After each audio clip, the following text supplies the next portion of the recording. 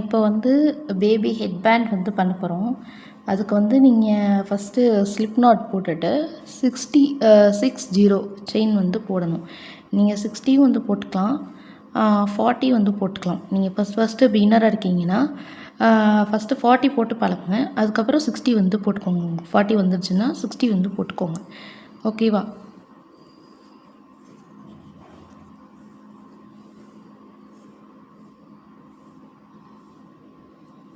இப்போ நான் வந்து உங்களுக்கு 40 வந்து போட்டு காட்டுறேன் எப்படி இருக்குன்னு.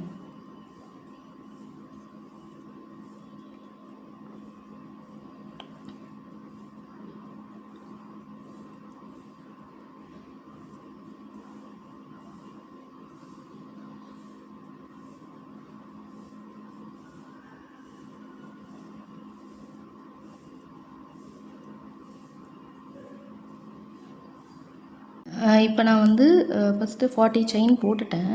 இப்போ நம்ம சிங்கிள் க்ரோஷேக்கு என்ன பண்ணுவோன்னா, ஹூக்குக்கு பக்கத்தில் இருக்க ஒரு செயினை வந்து ஸ்கிப் பண்ணுவோம் இல்லையா? ஸ்கிப் பண்ணிவிட்டு செகண்ட் செயினில் வந்து ஹூக்கை இன்சர்ட் பண்ணி சிங்கிள் க்ரோஷே நம்ம வந்து போட போகிறோம். ஒரே ஒரு சிங்கிள் க்ரோஷே போட்டிருப்பீங்களா? செகண்ட் செயினில் ஒரு ஹாஃப் டபுள் க்ரோஷே,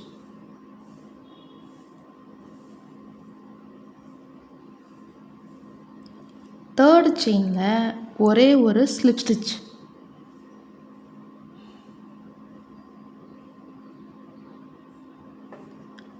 இந்த மாதிரி வந்து வரும்.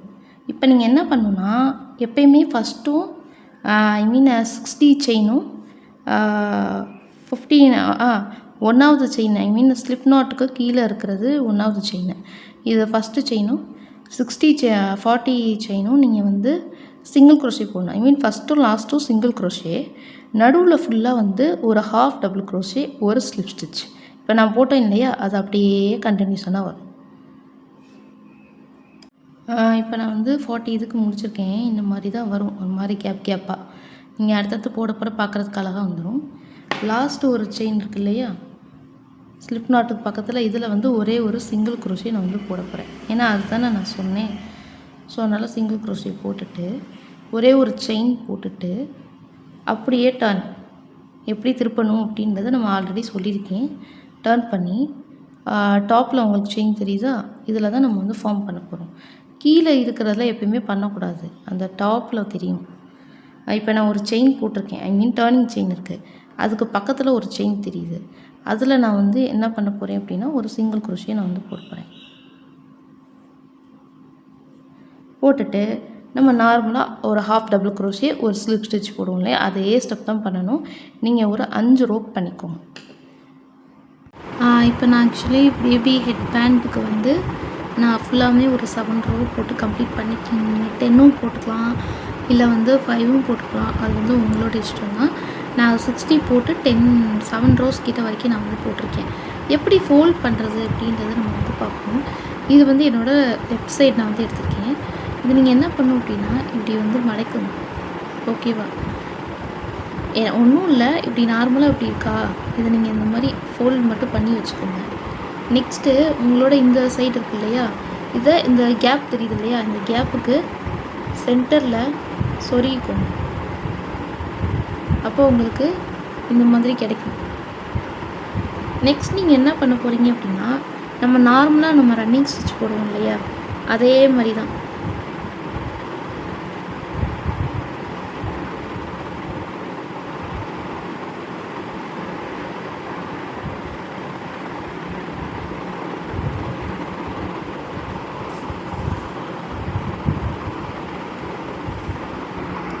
சிம்பிளாக சொல்லணுன்னா, இந்த கார்னரை நம்ம வந்து ஸ்டிச் பண்ணணும். நான் ஆல்ரெடி ஒன்று விட்டுருக்கேன். நெக்ஸ்ட் நம்ம வந்து நம்ம நார்மலாக நம்ம ரன்னிங் ஸ்டிச் போடுற மாதிரியே தான். நீங்கள் எந்த செயினுக்குள்ளே விட்டு அதெல்லாம் நீங்கள் பண்ணணும்னு அவசியமே இல்லை. நார்மலாக நம்ம ரன்னிங் ஸ்டிச் எப்படி போடுவோமோ அதே மாதிரியே வந்து போட்டுக்கணும், அவ்வளோதான். போட்டுட்டு லாஸ்ட்டாக நம்ம நாட் எப்படி போடுவோமோ அந்த மாதிரி வந்து போடணும்.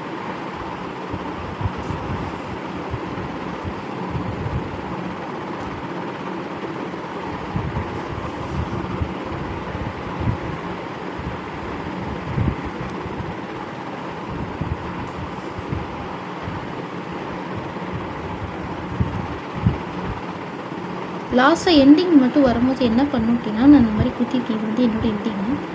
நான் வந்து நார்மலாக இந்த மாதிரி குத்திருக்கேன். குத்திட்டு நான் நாட்டு போட சொன்னேன் இல்லையா, யானை தூக்கி அந்த நீடில் மேலே போட்டுட்டு நெக்ஸ்ட் நீங்கள் என்ன பண்ணணும்னா ஒரு முடிச்சு மட்டும் போட்டுக்கோங்க. இதே மாதிரியே 2 டைம் பண்ணிட்டீங்கன்னா பக்கத்தில் குத்தி எடுத்துக்கோங்க. 2 டைம் பண்ணிட்டீங்க அப்படின்னா உங்களுக்கு இந்த இடத்துல நாட் வந்து வந்துடும். நெக்ஸ்ட் நீங்கள்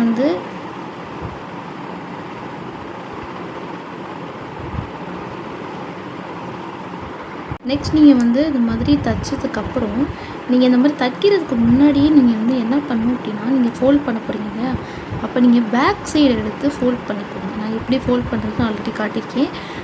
நீங்கள் வந்து பாருங்கள்.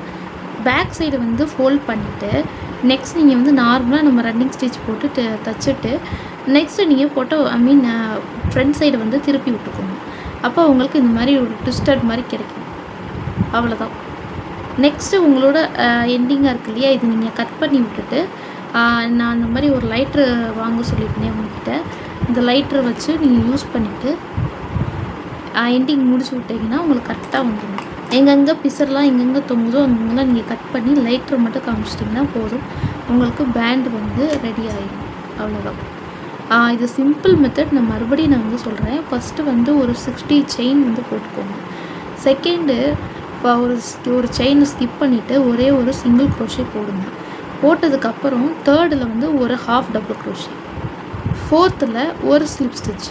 அப்போ வந்து நம்ம கண்டினியூஸாக நம்ம வரது ஃபஸ்ட்டு செயின்லேயும் லாஸ்ட்டு செயின்லேயும் ஒரே ஒரு சிங்கிள் க்ரோஷே, நடுவில் மட்டும் ஒரு ஹாஃப் டபுள் க்ரோஷே, அப்புறம் வந்து ஸ்லிப் ஸ்டிச் வரும்.